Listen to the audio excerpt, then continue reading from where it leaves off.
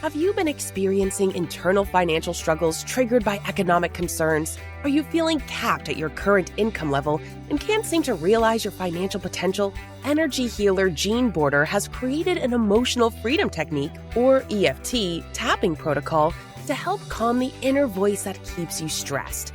Claim your free copy at jeanborder.com/vow and say goodbye to those financial blockages.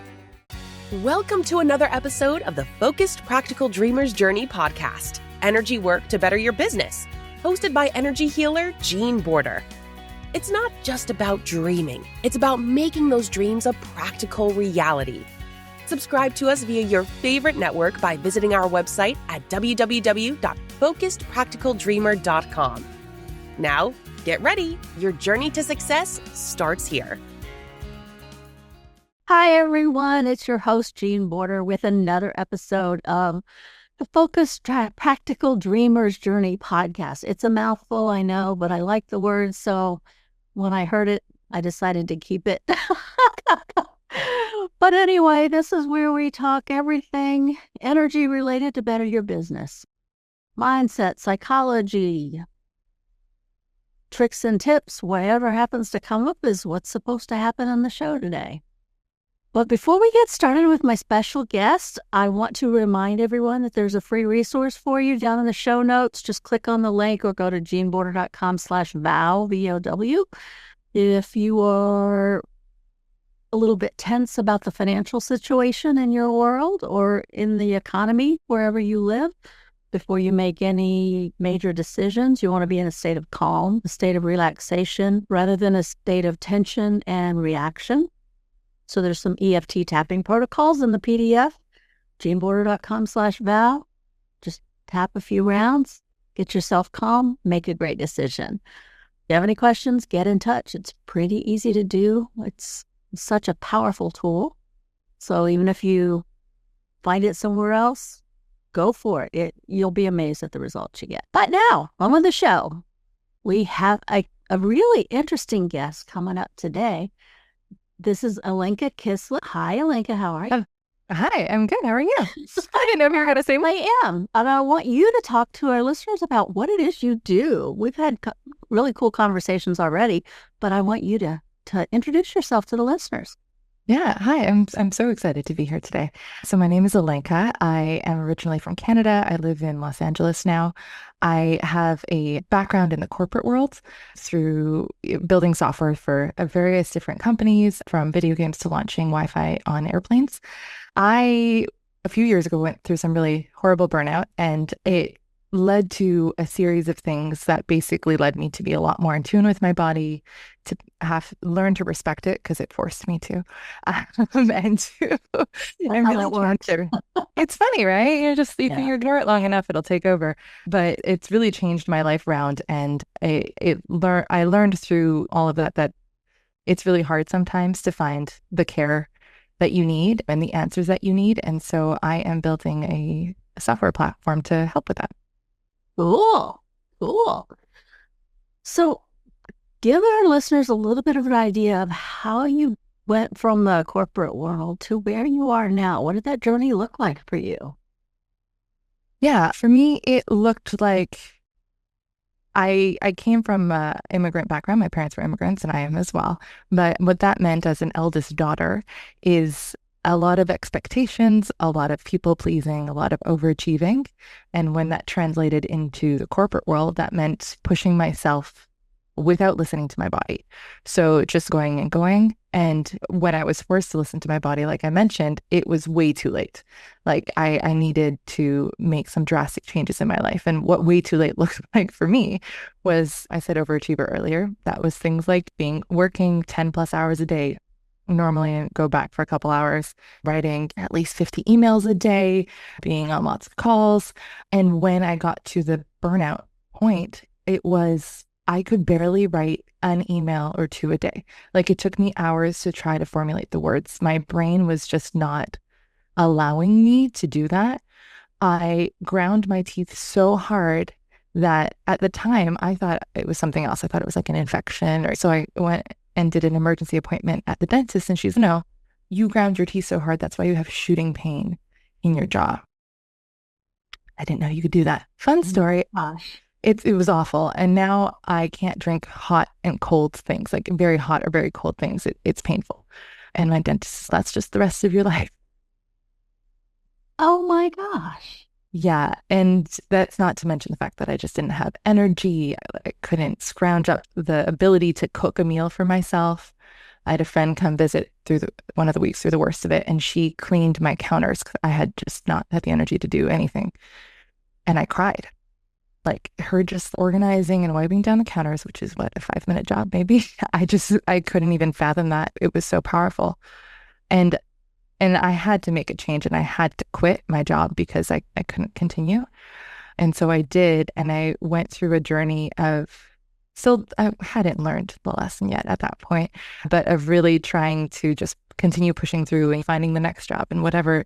And it wasn't until a year later, actually a year and a half, but a year later, I stepped off a curb and I tore apart my ankle to shreds. Like the MRI came back,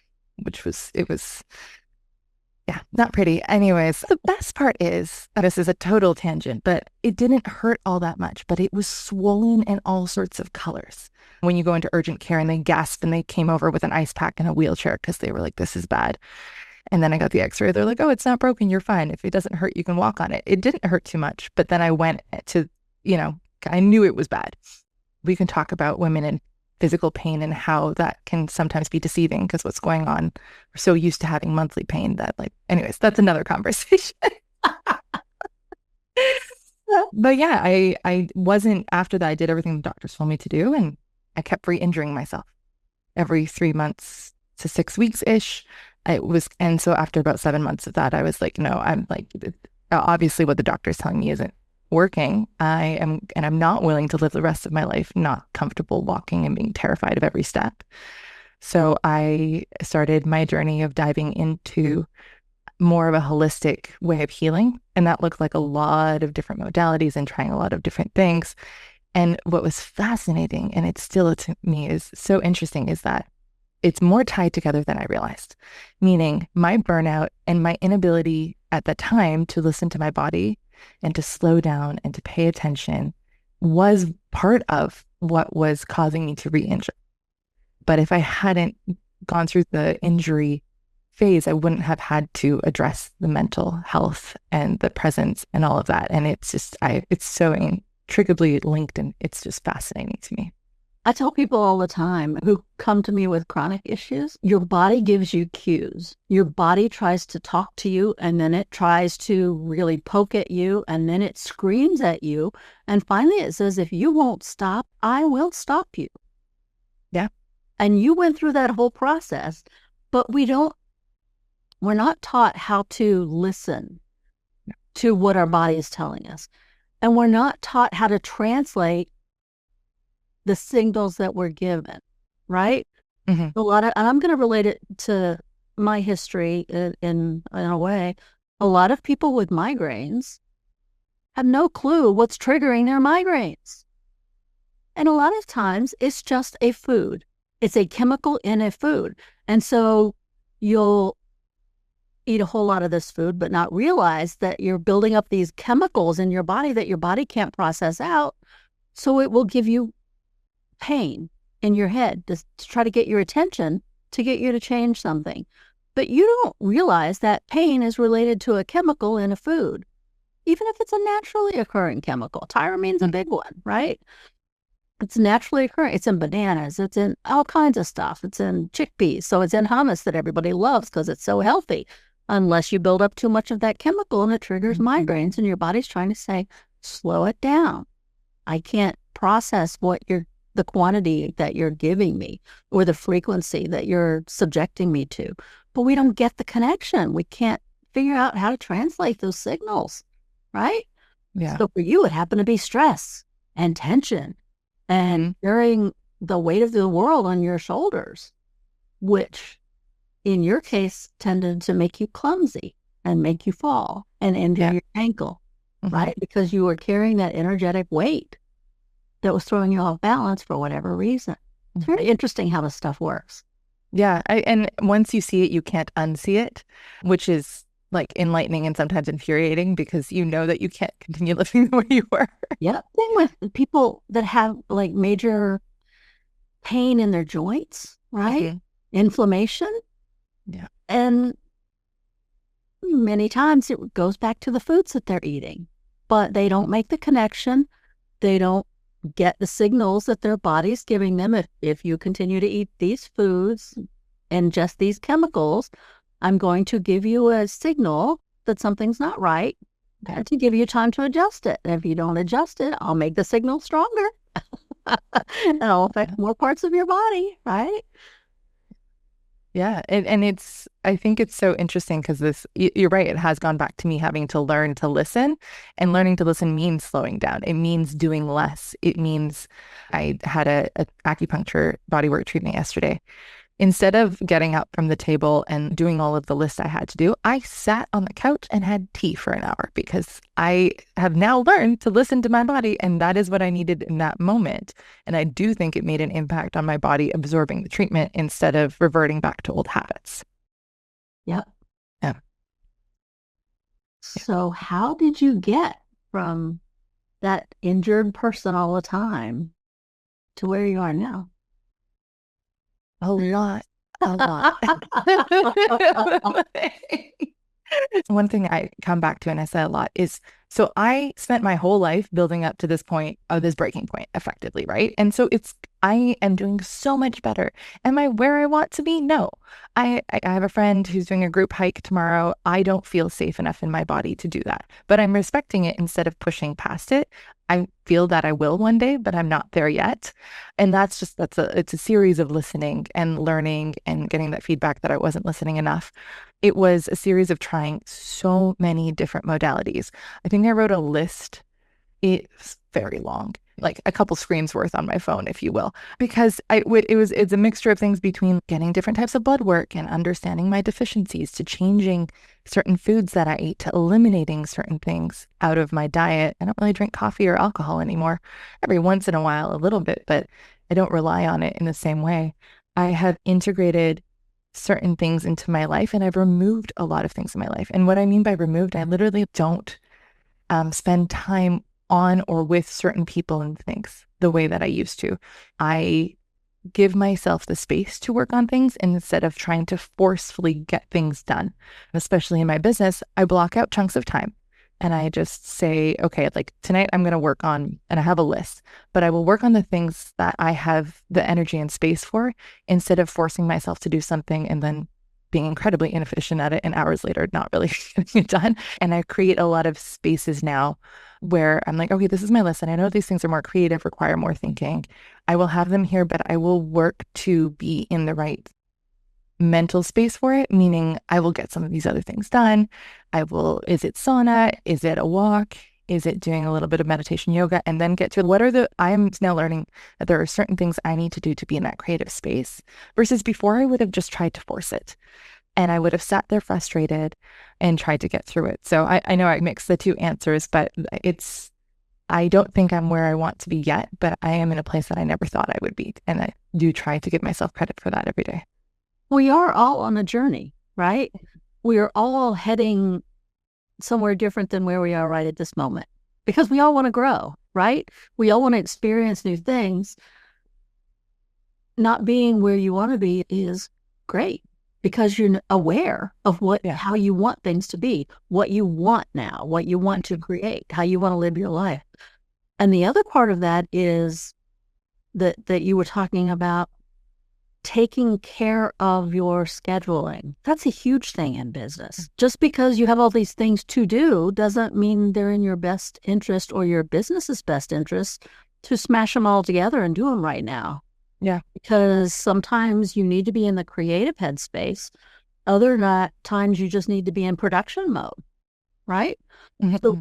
So understanding where am I most creative, in the morning or in the afternoon or in the evening, if you work evenings with your business, where am I most productive? Where do I just bang things out, get my to-do list done, stuff that has to be done, the newsletter has to be done, the client follow-up must be done, whatever it is. Mm-hmm. And setting up your calendar in a way that fits your body's working. Yeah. That's huge. It's huge. learning to work with your body instead of against it has been, I think, one of the biggest learnings, because it's not what we were taught to do. Well, we're just not taught a lot of things. We have to figure them out when things go wrong. How do I fix it? And that's when we get on the learning journey and we try this and no, that doesn't work for me. Yeah, everybody says it's a great thing. For me, it doesn't work. Yeah. And I think that's... Go ahead. It doesn't fit the way I think. It doesn't fit my belief system. Another thing that we can run up against is loyalty that we feel for what we were taught or who taught it to us.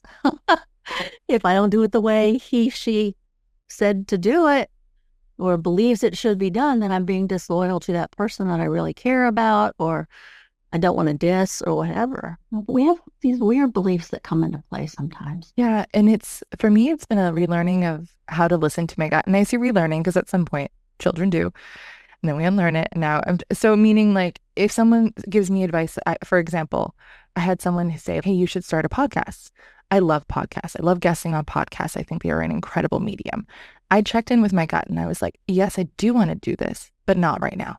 And I don't know when is going to be the right time, but I do know that I will feel it, because for me, the idea of starting that as an example was giving me more stress and anxiety than it was giving me peace. And that's my gauge now for every decision I make in my business.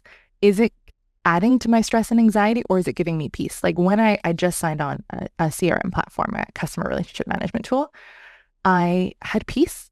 It was a large chunk of money, but I felt good about it. And so it's like, okay, this was the right decision to make. And it is mind blowing. I have never in my life made this many decisions with my gut, and I have never felt as calm about it, even though from the outside looking in, some people might be like, really?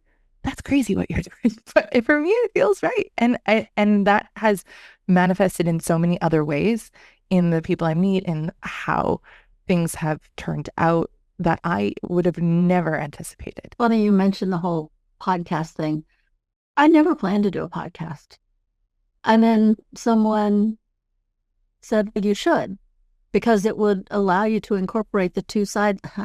I feel for a long time, I felt like there were two of me inside of me. Mm-hmm. The business one, 36 years of leadership experience, the strategy, the technical skills, the leadership, the mentoring, the training, the coaching, the negotiating, all that stuff. And then there was the woo side of me who does the energy work, right? They don't talk in a logical way sometimes. And I couldn't figure out how to make sense of both sides of me. And then somebody said, you can do a podcast. And I'm like, and it became just that interest, right? There was never any tension. And I said, give me some time to think about it. He says, I can get you in touch with some technical people. You can do all the stuff that he knows I don't like to do. This is a guy I'm in a mastermind with, by the way. And so I thought about it and I talked to his tech team. And when it came down to it, I couldn't figure out a reason not to do it. It allows me to talk to people that I might not otherwise interact with, right? It allows me to learn new things, and I'm a lifelong learner. There was never any tension around it, which is it just was the easiest thing to start a podcast. The hardest part was figuring out the colors and the logo and that kind of stuff, the technical stuff. But the whole talking and interviewing and all that, with my background, it's a breeze for me, and I enjoy it. And I like making people look good. It's a way to market, even though I'm not a marketing person. That's just not my thing. But this way people can get to know me just like they can get to know you. If they want to work with us, great. Our information's in the show notes.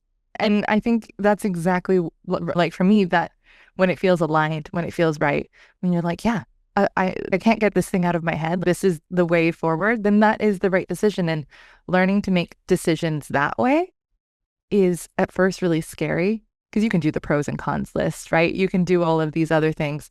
But when you listen to yourself instead of take suggestions. So I've gotten suggestions from people on multiple different things.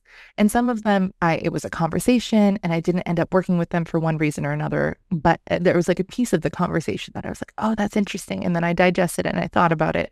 And then I implemented a piece of that, but the iteration that felt right to me. And that has been how what I'm building has been shaped. And it's so much more powerful than just listening to what everybody says, right? Listen to what they say, but then process, digest, and filter. And then if it feels right, then go for it. But if it doesn't feel right, then there's probably a reason for that. And you might not know the reason yet. You might learn it. And when you were like integrating the woo-woo side, I have my like affirmations deck here. I have my cards over there, my oracle cards. One of them was the reason, the impetus for starting my business. It's so fun. I have my like essential oil. This is a little clay thing here. It's, I think that feels good to me and that feels right for me. Learning to be like learning that and then learning to balance that with, like you said, that corporate side, the leadership side, all of that, where I'm like, oh, I'll pump out a business case for you in 10 minutes. Let's go. Like those types of things are fascinating and it's really interesting.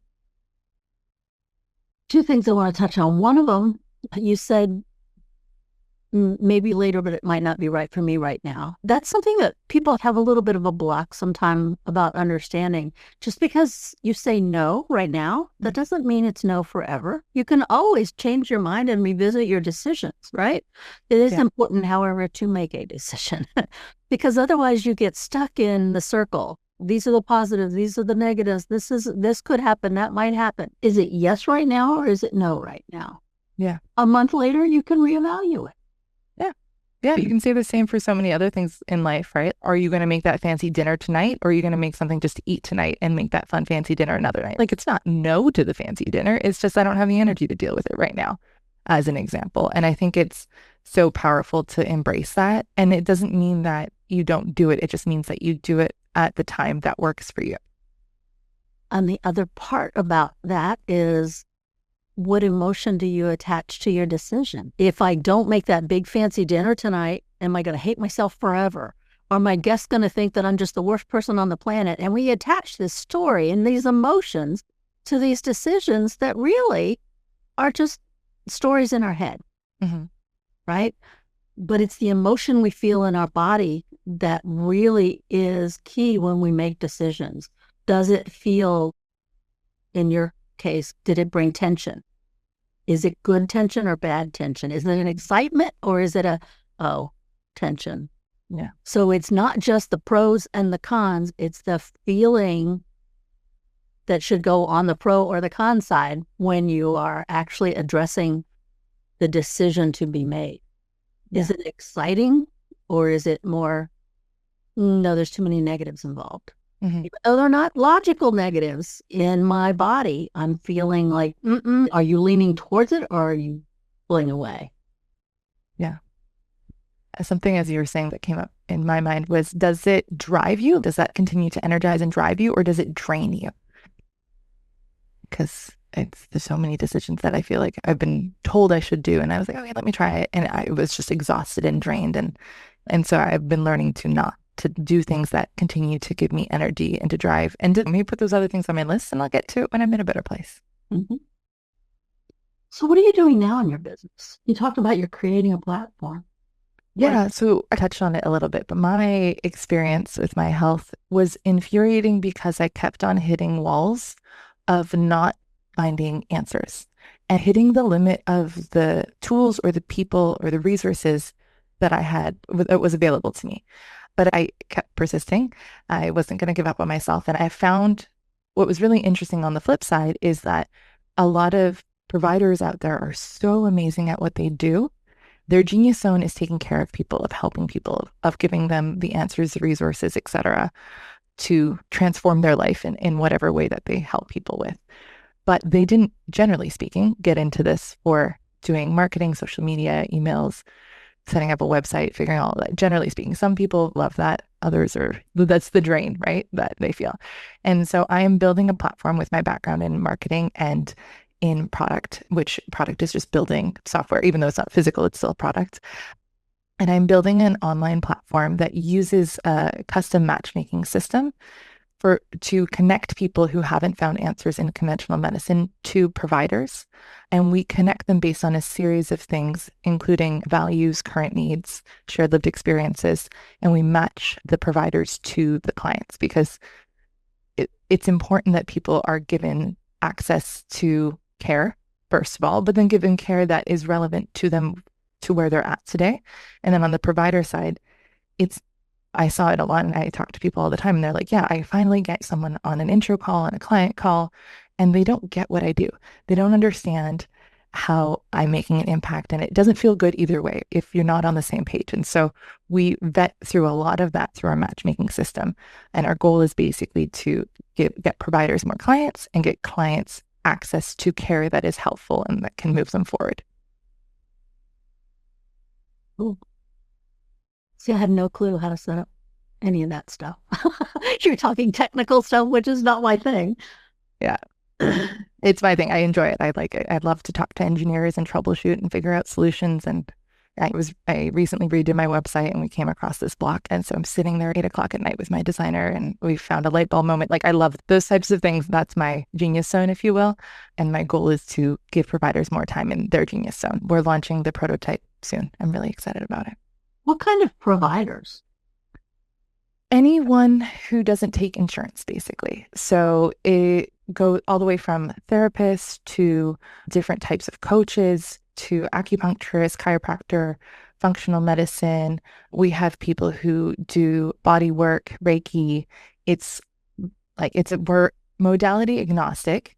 And I do that intentionally because people often don't know what could help them. Like I only found out recently, like we have Pilates instructors, that Pilates can help with back pain. I had no idea.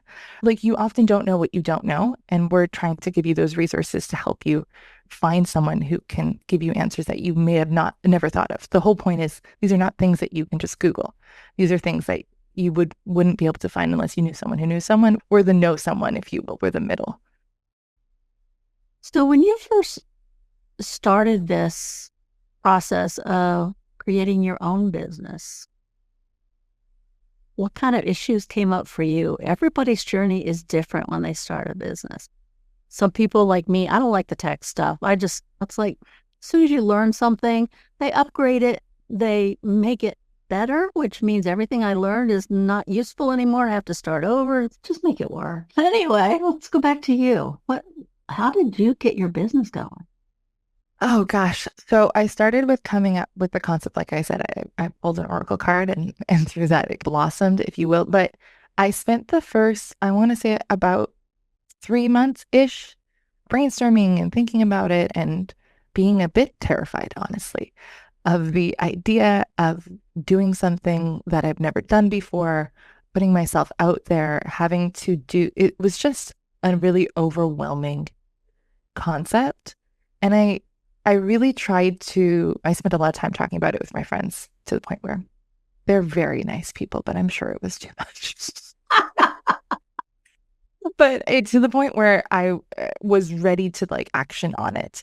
So when I was ready, I started with the things you were saying you don't like, the brand, the why, the mission, the values, all of those things, because I had a conceptual idea of what it was going to be, but putting into words those pieces is difficult. The logo took 6 months. The colors, I was like, yeah, I'm good with this. The logo, oh goodness. Yeah, my designer is a very kind person. And then I think what the next big step, there was a few things. I had to learn a lot, from like how to manage how the funding landscape works to how I could build. I know how to build a business model, but there's so many different ways to approach it, to look at it, to understanding like what was really the gap in the marketplace. And what I initially had conceptualized, this matchmaking piece was important, but it wasn't the central piece of it. But after doing a lot of research and talking to a lot of people, it became the central piece of it. And so being open to pivoting, not getting stuck up on my ego in terms of, oh, I thought of it and this is the only way to go forward. It's no, this was a way to go forward. And now I've learned something or I've shifted, and that's okay, which is hard. The being comfortable, being on camera, that was a journey. It was hard.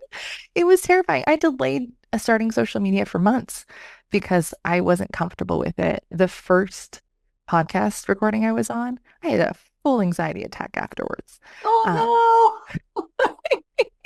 It was just, like I was the person my entire adult life, and probably as a child too, ever since I was aware of myself, who would default to making silly faces in pictures rather than smiling, because I was never comfortable with how I looked.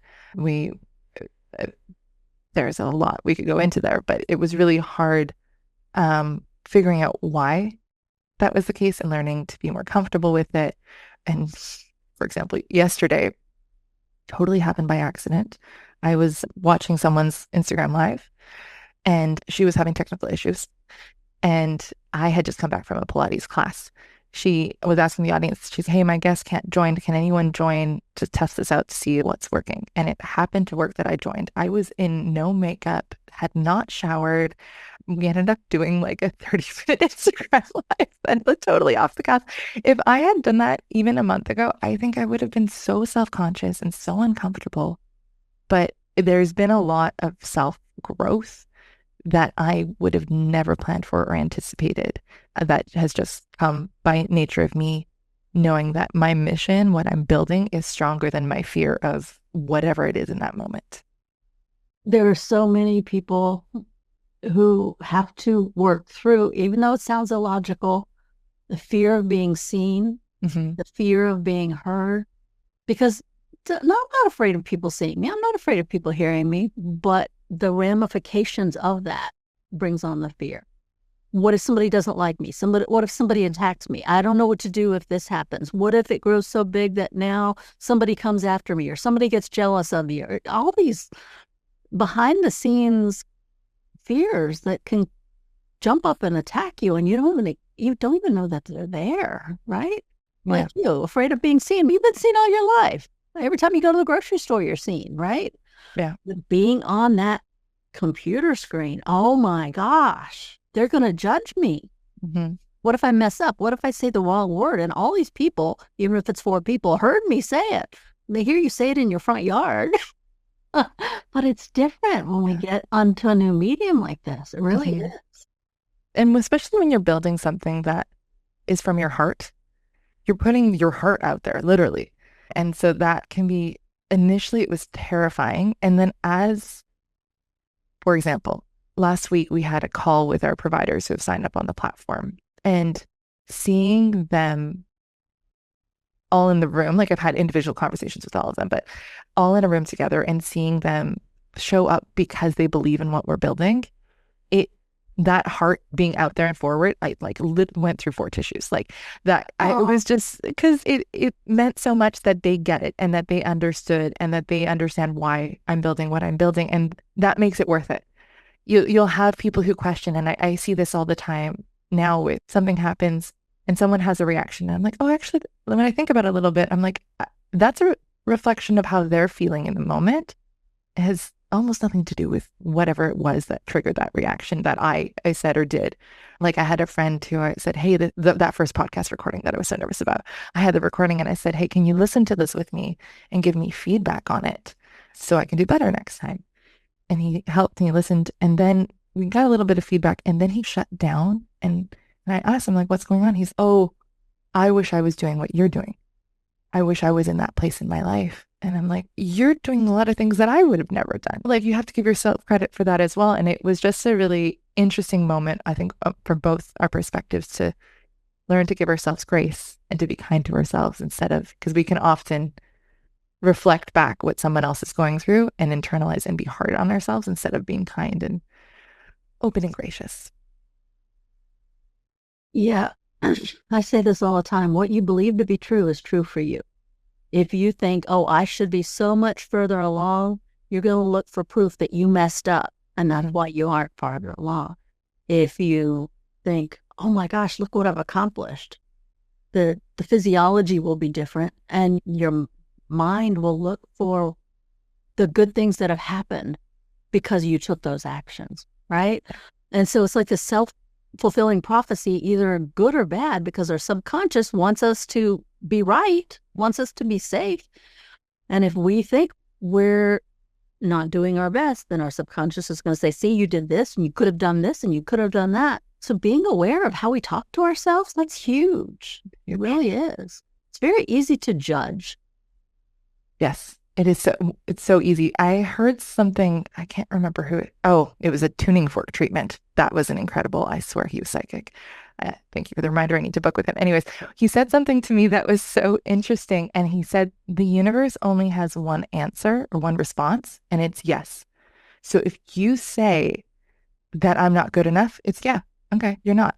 If you say, I'm incredible, I'm making this happen, it says yes. So that is empowering. If we choose to make it empowering, it is, because it means that we write the own narrative for our life. We get to choose. We get the privilege of choice to decide how the rest of our life goes and how we react to it, what we do with it.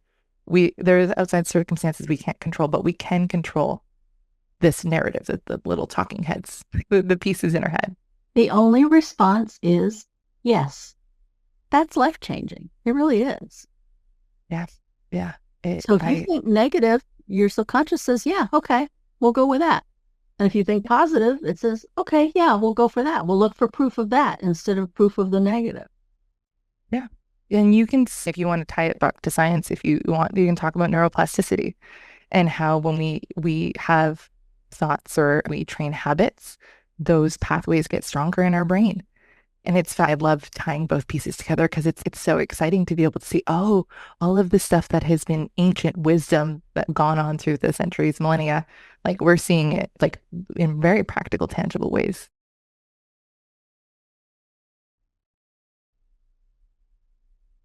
So if people want to get in touch with you, how do they do that?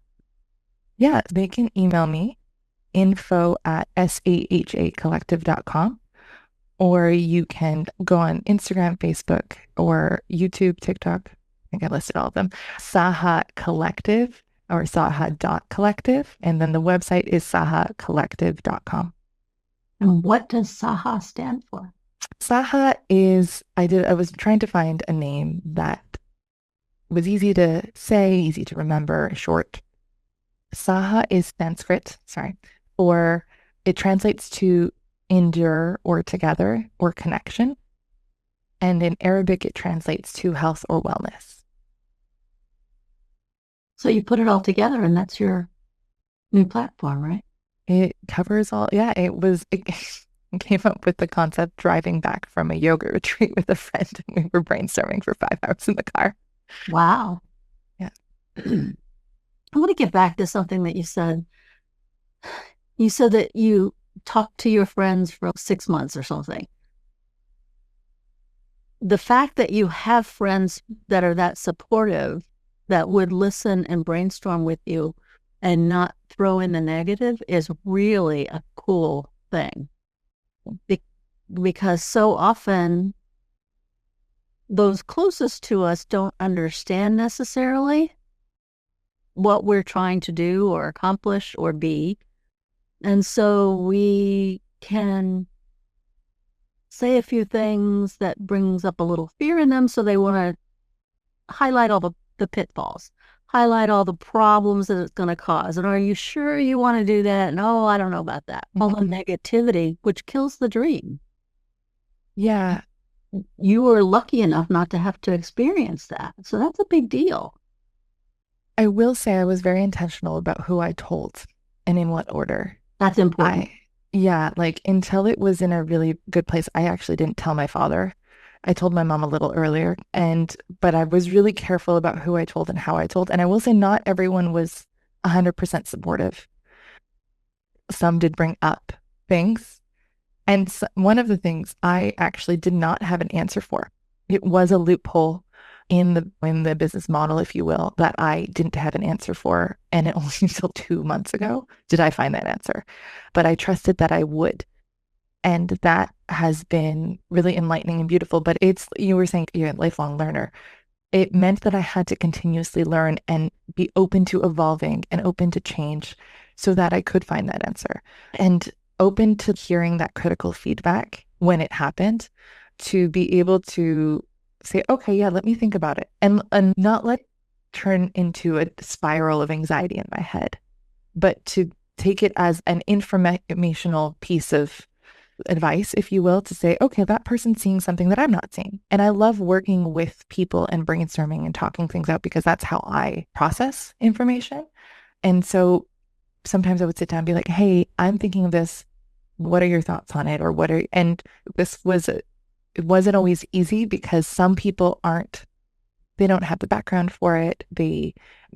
Talking about something would make them feel insecure, which could turn into them criticizing. And so I had to be really careful and intentional about the types of conversations I had, with who I had those conversations at, what point in the business did I have those conversations? Because where I'm at today, a lot of those criticisms are no longer relevant. And that's probably because I dealt with them, because I listened, I internalized, I processed, and I did something about it. And now it's fascinating because I took that much time to digest and talk that I was able to work through things that I think if I had rushed in and I had started right away, instead of like really taking the time to think about how I want to build, there would have been a lot more gaps. And it's not to say I know everything. I absolutely do not. I am just constantly learning, and I'm always asking for feedback because I think it's so important to build something that is truly helpful. And something that is helpful means that you have to get feedback from the people you are building for. Because otherwise you build something that nobody needs or nobody wants. It might be great for you, but you're one person. Like, it doesn't mean that it couldn't be great for more, but it's important to listen. They call it product market fit in business lingo. And that is very hard and like a very intangible thing, but it's possible. It just takes a lot of iteration, a lot of back and forth, and a lot of finesse, especially when it's something that hasn't been done before. It's very important to protect your dream until it actually becomes a reality, but it's also important to test and find out, is this what people want? Is it in the format that they can utilize, that they will want to come back to repeatedly, right? Yeah. That whole market research bit before you get too far into the product that you love, that's really cool, but there's not really a market for it. Yeah. Yeah. And it's hard to do because you're like, I don't want to give away all of the information, but it's also like, I know what I'm building. It is fleshed out enough to this point that even if someone were to replicate a piece of it, doesn't hold the whole heart, if you will, of it. And so it's missing some key elements, and it's not just one thing. It's many things that need to come together to make it make sense. But that didn't happen overnight. And I find it completely unfair for people when they look at someone and what they've built or what they've done. Oh, they're so successful. I wish I could do that. And you're like, they've probably been doing it for a really long time, or they had a lot more resources, money, time, whatever, than you may have. So give yourself credit for where you're at and what you're able to do. And all of our journeys look different. I'm building at a speed that a lot of people would be like that. Like, I've had providers be like, you're doing this really fast. And I'm like, but I have a decade plus of experience doing this for companies. So like the speed I'm building is different than what you would do. And we're all different. We all have different genius zones, if you will. And so focus on what makes you unique and different and what you bring to the world that others don't. Cool. So you have this resource for our listeners. Talk to me about that. Yeah. So the platform, yes. So we are launching December 2024. It's a free matchmaking prototype, so providers can sign up beforehand and to be listed. We're focusing on burnout as like our initial condition of all kinds related to chronic stress, chronic fatigue, and chronic pain. And we have all sorts of providers signed up, from like traditional therapists to chiropractors, functional medicine, et cetera, all the way to like counselors who use Dungeons and Dragons as a modality to help with mental health. Oh my God. When she started following me on Instagram, I sent her a voice note. I'm like, this is the coolest thing I've ever. So it's accessible to people. They're like, oh, therapy's scary. But this doesn't feel scary because it's play. Play, I'm sure you know, but play is a really healing modality. And obviously play can be done in many forms. Dance is my favorite, though I can't do it right now with my injuries. But the matchmaking algorithm, basically clients fill out a short form and they get a results page that will have up to 10 providers of different types of modalities that they can reach out to and book through the provider's existing booking links, because it's a prototype. So we're like one step at a time. We are going to launch the full version next year, and there's some really exciting things happening with that. For me, the most exciting thing of the full version is it's a transaction fee model. So we don't charge anything to be listed on the prototype or on the full version. I don't believe in charging people for something and them not getting something back. It's a transaction fee model instead. So a portion of when you get paid, we get paid kind of thing. It's a percentage. A portion of our proceeds will go to a fund, and that fund will be available for people who otherwise wouldn't be able to afford services. Yeah. So it means that as providers, you charge what is fair to you to live the life that you need to be able to live. And you don't need to lower your prices to reach a wider audience, because we'll cover that with the fund. Because I think it's really important that we take care of the people who take care of us. That's really cool. Yeah. Yeah, best of luck with that. Yeah. There's more going on, but not ready to share quite yet. Cool. Yeah, it's a journey. It's a work in progress, just like all of us. Yeah. And that's the thing about sharing, like to your point earlier, is I share where I'm at and what feels comfortable right now. What gives me stress to say out loud. Yeah. So unfortunately, we're coming up on the end of our time together. But before we go, I wanted to see if you have any final thoughts for our listeners.